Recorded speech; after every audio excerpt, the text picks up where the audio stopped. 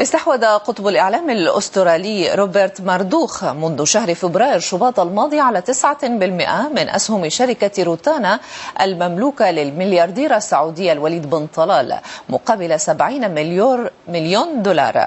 صفقة ستجعل الملياردير اليهودي شريكا فعالا وفعليا في أكبر وأهم شركات الترفيه والإعلام العربية، والتي تتميز بشعبية واسعة في العالم العربي، ما أثار حالة من القلق في الأوساط الفنية المصرية. إلى التفاصيل.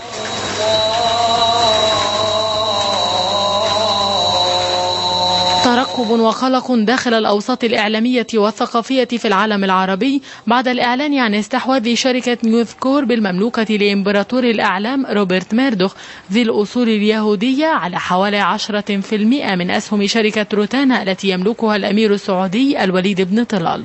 البعض رأى أن ميردوخ قد وضع قدمه في المنطقة العربية ويده على التراث السينمائي المصري الذي تملكه روتانا ليدشن حربا ثقافية ضارية ستدور رحاها عبر شاشات السينما والتلفاز بين المؤيدين والمعارضين للتطبيع مع إسرائيل.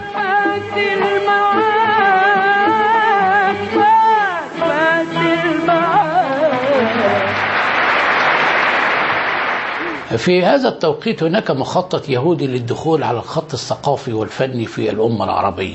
هناك محاولات للتطبيع الثقافي ومحاولات للتطبيع الفني، وبدلا من التركيز على الجانب السياسي والاقتصادي لاختراق المنطقة العربية، هناك تحول في الموقف ومحاولات الغزو الثقافي والفني، ومن هنا جاء هذا التدخل أو التغلغل الجديد في المنطقة العربية. لكن الأمير السعودي وحسب تصريحات صحفية ردا على تلك الانتقادات فقد أكد على أن الصفقة مع نيوز كورب تعد نقلة نوعية لا لروتانا وحدها وإنما للعالم العربي كله لقدرتها على نقل التقنية والمعرفة والخبرة الواسعة في نطاق الإنتاج السينمائي والتلفزيوني. ومما يعزز الشراكة بين الطرفين أن شركة المملكة القابضة المملوكة للوليد تملك نحو 7% في نيوز كورب. لا ننظر بنظرية المؤامرة، هذا شق والبزنس شق آخر. البزنس في الإعلام: ماذا سوف تعطيني لكي أمنحك؟ ما هي حصص التي ستعطيني إياها؟ ما هو الوفرة الإعلامية؟ يعني ممكن يدخل في تحالف مع شبكات إلكترونية، مع صحف ومواقع إلكترونية.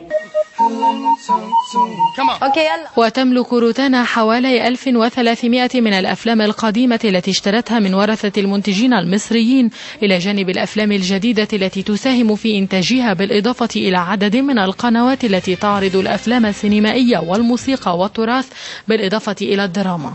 روبرت دخل إلى العالم العربي من الباب، لكنه بالتأكيد على دراية تامة بأن الأمور ليست على ما يرام في الشرق الأوسط، فالصراع قائم مع إسرائيل منذ 60 عاما. أمل الحناوي، روسيا اليوم، القاهرة.